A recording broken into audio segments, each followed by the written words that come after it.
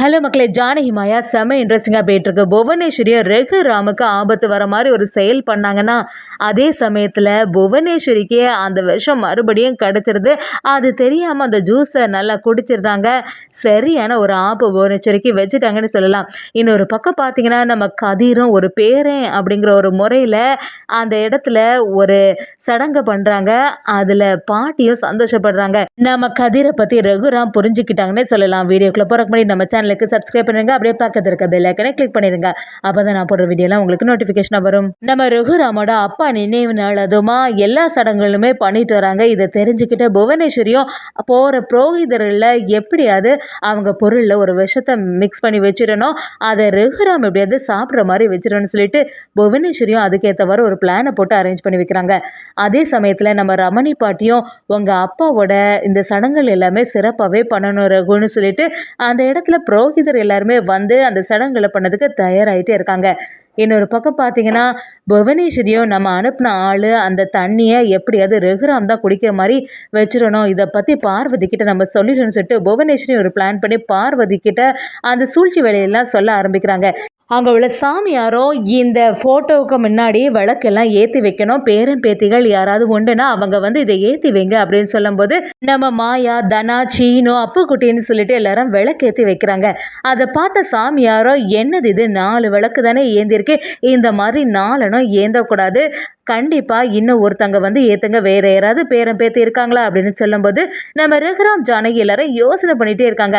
அந்த சமயம் பார்த்து கரெக்டாக நம்ம ரமணி பாட்டியும் இந்த நிற்கிற கதிரும் வந்து நம்ம குடும்பத்தை சேர்ந்தவன் தானே, அது மட்டும் இல்லாமல் அவங்களுக்கு ஒரு பேரன் தானே, அவனே வழக்கேற்றி வச்சா 5 பேர் ஆயிருமே அப்படி சொல்லும்போது நம்ம ரகுராமும் அப்படியே தயக்கத்தில் இருக்கிறத கவனித்த நம்ம கதிரும் என்ன செய்கிறது தானா, நான் வந்து இதில் விளக்கேற்றுறது நல்லா இருக்காதுல்ல அப்படின்னு சொல்லிட்டு கொஞ்சம் தயக்கமாகவே இருக்கும்போது ரகுராம் நம்ம கதிர்கிட்ட சரி அதான் சாமியார் சொல்கிறாங்கல்ல விளக்கேற்றி வைங்கன்னு சொல்லிடுறாங்க. நம்ம கதிரோட மனசு கொஞ்சம் சந்தோஷப்படுதுன்னே சொல்லலாம். அந்த குடும்பத்தை சேர்ந்தவங்க சார்பாட்டு நம்ம கதிரும் அந்த விளக்கேற்றி வைக்கிறாங்க.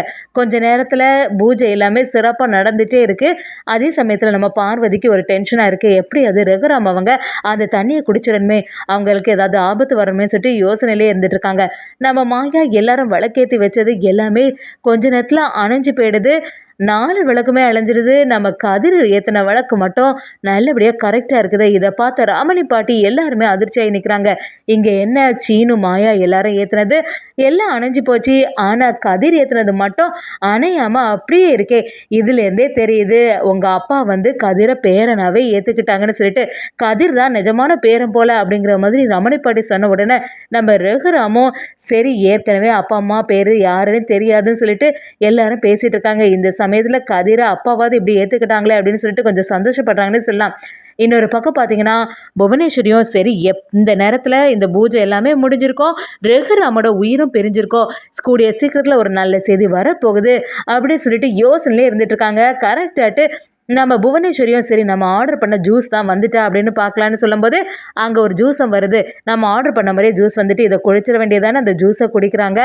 அந்த ஜூஸை குடிக்கும்போது கொஞ்சம் டைம்லேயே அவங்களுக்கு மயக்கம் மாதிரி வருது. இதை புவனேஸ்வரி எதிர்பார்க்கவே இல்லை. என்னது இது ஒரே மயக்கமாக வர மாதிரி இருக்கே, என்னாச்சு அப்படின்னு சொல்லிட்டு யோசிக்கும்போது வெளியிலையும் ஒரு மாதிரி ஒரு சவுண்ட் எல்லாம் கேட்குது.